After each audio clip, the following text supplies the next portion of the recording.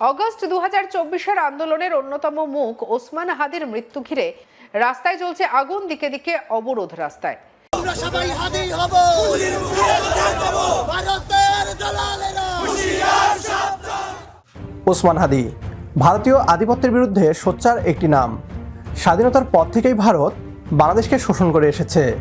তবে এ দেশের ছাত্র জনতা আজ ভারতীয় আগ্রাসনের বিরুদ্ধে ঐক্যবদ্ধ। ভারতীয় বলয় থেকে বেরিয়ে বাংলাদেশ যেন আজ প্রকৃত স্বাধীনতার স্বাদ ভোগ করছে, যা কিছুতেই মানতে পারছে না ভারত। বাংলাদেশের অর্থনীতি, রাজনীতি ও বাণিজ্যে ভারতের প্রভাব নিয়ে প্রতিনিয়ত কথা বলেছিলেন ইনকিলাব মঞ্চের মুখপাত্র ওসমান হাদি। ওসমান হাদিকে গুলি করার পর খুনিরা ভারতে পালিয়ে যায়। এরপর থেকেই ধারণা করা হয় ওসমান হাদির এই হত্যাকাণ্ডের সাথে ভারত জড়িত। ভারত ভেবেছিল হাদি না থাকলে ভারতীয় আগ্রাসনের বিরুদ্ধে আর কেউ কথা বলবে না।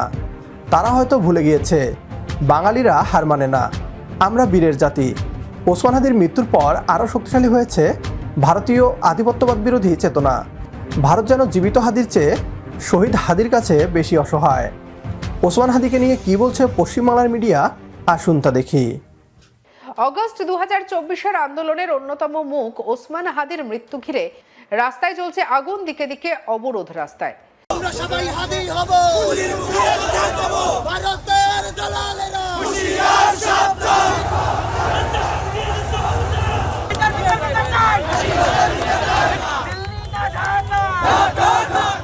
আমরা 47-এ আমাদের প্রথম আজাদী তৈরি করেছিলাম, সেই আজাদী আমরা রক্ষা করতে পারি নাই। আওয়ামী লীগ এবং ভারত আমাদের সেই স্বাধীনতাকে দখল করেছে। ইনকিলাব মঞ্চের নেতা শরীফ ওসমান হাদির মৃত্যু। 12ই ডিসেম্বর ঢাকায় গুলিবিদ্ধ। চিকিৎসার জন্য নিয়ে যাওয়া হয় সিঙ্গাপুরে। সেখানেই প্রয়াত জুলাই আন্দোলনের এই অন্যতম তরুণ মুখ।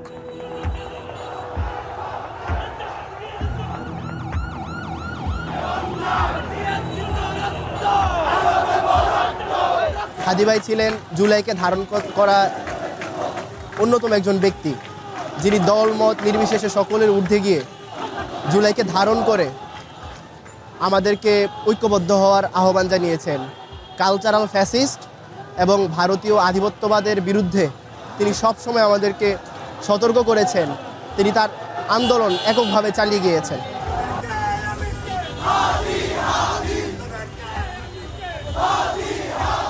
প্রফেসর ইউনূসের সরকার মনে করে আমি রায় দিয়ে গেছি, এবার ক্ষমতায় বিএনপি আসুক, জামাতে ইসলাম আসুক, তারা ইশারায় কার্যকর করুক না করুক, এই যে হবে না।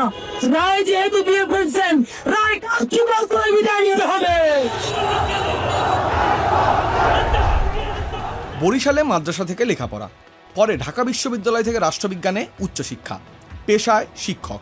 2024 সালে জুলাই আন্দোলনে সরাসরি রাজনীতিতে, বাংলাদেশের রাজনৈতিক সাংস্কৃতিক প্ল্যাটফর্ম ইনকিলাব মঞ্চের মুখপাত্র।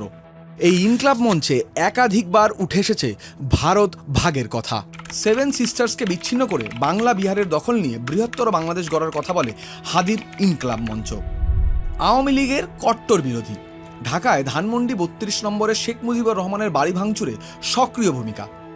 একাধিকবার মুখর হয়েছেন বিএনপি নেতাদের সমালোচনাতেও। ভারত বিদ্বেষী বক্তব্যের কারণে সমাজ মাধ্যমে বেশ পরিচিত। বর্তমান সময়ে সামাজিক যোগাযোগ মাধ্যম থেকে শুরু করে রাজপথ সর্বত্রই ছড়িয়ে পড়েছে ভারত বিরোধী ক্ষোভ। ওসমান হাদির প্রভাব যে ভারতকে বিচলিত করেছে তার প্রমাণ পাওয়া যায় দিল্লির সাম্প্রতিক কিছু পদক্ষেপে। বাংলাদেশের চলমান পরিস্থিতি গভীরভাবে পর্যবেক্ষণ করছে নয়াদিল্লি। এদেশের মানুষের মাঝে যে ভারতের প্রতি ক্ষোভ তা ভাবিয়ে তুলছে দিল্লির নীতি নির্ধারকদের। ওসমান হাদির মৃত্যুর পর ভারত বিরোধী ক্ষোভের জেরে মিজোরামে বাংলাদেশ সীমান্তে নতুন সেনাঘাঁটি তৈরি করছে নয়াদিল্লি। বাংলাদেশে ক্রমবর্ধমান ভারত বিরোধী মনোভাবকে নিজেদের জন্য নিরাপত্তা হুমকি হিসেবে দেখছে ভারত। একজন হাদির মৃত্যুর পর লাল সবুজের এই বাংলায় লাখো হাদির জন্ম হয়েছে। সুতরাং বাংলাদেশে ভারতের দাদাগিরি, আগ্রাসন আর আধিপত্য কখনোই মেনে নেওয়া হবে না। সবশেষে কথা একটাই, আমরা সবাই হাদি হব, ভারতীয় আধিপত্য রুখে দিব।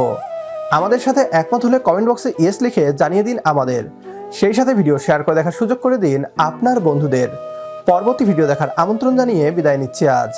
আল্লাহ হাফেজ।